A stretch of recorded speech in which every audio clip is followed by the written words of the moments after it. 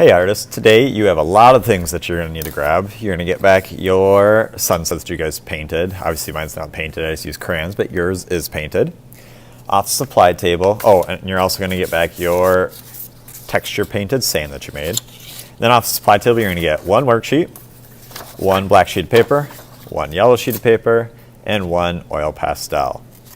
Okay, if you want to save the worksheet and the black sheet of paper till the end, you're fine. If you want to do that, might just get in your way. The first thing I'm going to do is I'm going to take that brown and tan strip of paper and I'm going to cut it right down the middle. Okay, so I'm going to end up with a strip of brown and a strip of tan. Like this. Next, I'm going to take my strip of paper and I'm going to carefully tear it down the middle. Okay, don't rush it. You don't want to end up ripping like a chunk off the side. Just carefully tearing. So I get two strips of brown and do the same thing to my tan.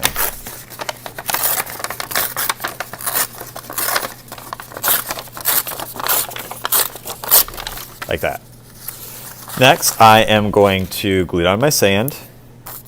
So I'm going to start with a brown one. And we're going to layer these. So we're going to go brown, tan, brown, tan. Okay, and obviously I want my brown to be pretty high. It should go about halfway up your paper.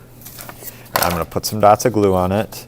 This isn't going to want to glue very well because it's kind of thick because of the paint on it. So we're going to have to give it some extra dots of glue.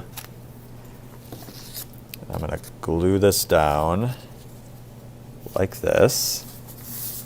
Okay, you might need to flip it over and give it a back rub after each layer. As I said, this is not going to want to stick too well. Notice I'm not slapping the back of my paper, I'm just giving it a nice rub.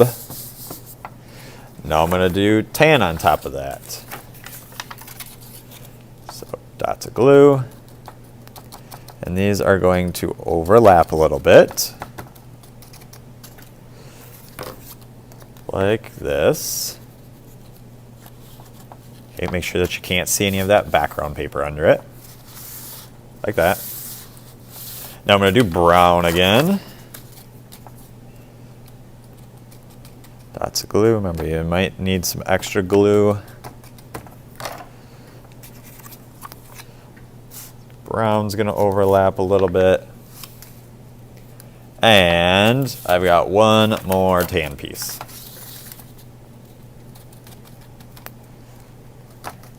Dots of glue.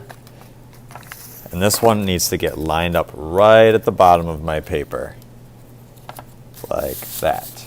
Okay. Now I would definitely recommend flipping your paper over and giving it a back rub. So you got all those layers of paper or that sand that you made. Give it a nice rub, making sure everything sticks. Okay, like that. Next, we're going to make some pyramids. So I'm going to draw some triangles. You can have as many pyramids as you want. Do a nice job with your triangles. Maybe do some that are bigger. Maybe do some that are a little bit smaller. Or that will help show space in your work. Okay, so I'm going to do 3 pyramids. Cut out these triangles. Okay. I want to make my pyramids look like they are 3D. Right now this looks flat. It's just a yellow triangle. What I can do though is I can take that black oil pastel and I can go from the point and I can either come straight down or I can kind of go diagonal a little bit. I'm going to do mine a little bit diagonal. Okay, so you can kind of see what it's going to look like. So take that oil pastel and trace it. Now I'm going to do that same diagonal on all of them. All 3 get the same diagonal. 2, and get a hold of this. 3. Okay, I'm going to take one finger. I'm just going to wipe it across. Okay, like this. And this is just going to give me a little shadow. Okay, you can probably barely even see it on the smartboard. That, and one more. Okay, notice I'm not going all the way across. I'm not going back and forth either because I only want my shadow to be on one side of that pyramid. Okay, scrap can go in the scrap bin, and we need to get these pyramids glued on.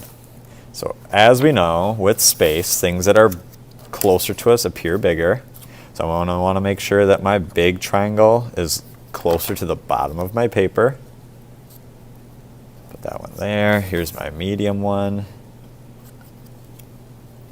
He's going to be up a little bit higher. And I'm going to do one more. Like this. Okay, so showing space. The last thing I'm going to do is we can add a camel or two if you've got time. So I'm going to need that black strip of paper. And I'm going to need that worksheet. Okay, it says how to draw a dromedary, excuse me. That is a one-humped camel. You're going to start with a pencil. I'm going to use a silver Sharpie so you can see my drawing. And this shows you step by step how to draw them. Okay, think about how big you want it to be too. You don't want your camel to be the size of your sheet of paper. That would be huge on your artwork. Okay, so think about your pyramids. Right? If this is a pyramid here, I'm not going to want a ginormous camel. Okay, I got to make him look kind of like he belongs. All right, so maybe I want him to be a little bit closer so I can make it a little bit larger. So I'm going to start off with that oval. I'm just using a silver Sharpie so you can see. I'm going to give him that little neck. And an oval head. Give him a couple legs.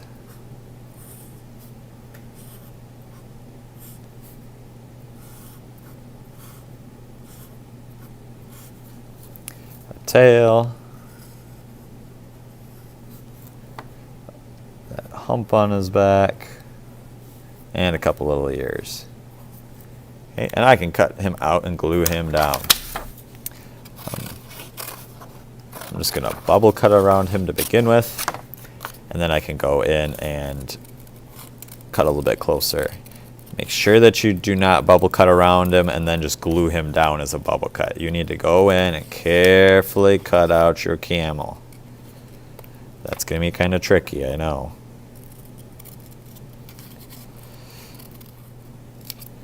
Okay, got my camel cut out, and I can glue him down. Now, as I said, we want to think about space. I also want to think about size. I don't want to put my camel right here because he looks like he's as tall as the pyramid. Don't want to put him back here because then he'd be taller than the pyramid. Okay, we got to think about space. So my camel's pretty large compared to this big pyramid, so I need to make him even closer to the bottom of my sheet of paper. Remember, things that are close to us go at the bottom of your artwork. That is space. Put some dots of glue. And you can glue him down or her down. Okay, you're welcome to add more camels if you'd like. You got that whole scrap. When you're done, these are going to go on the drying rack. Be sure to clean up after yourself when you're all finished.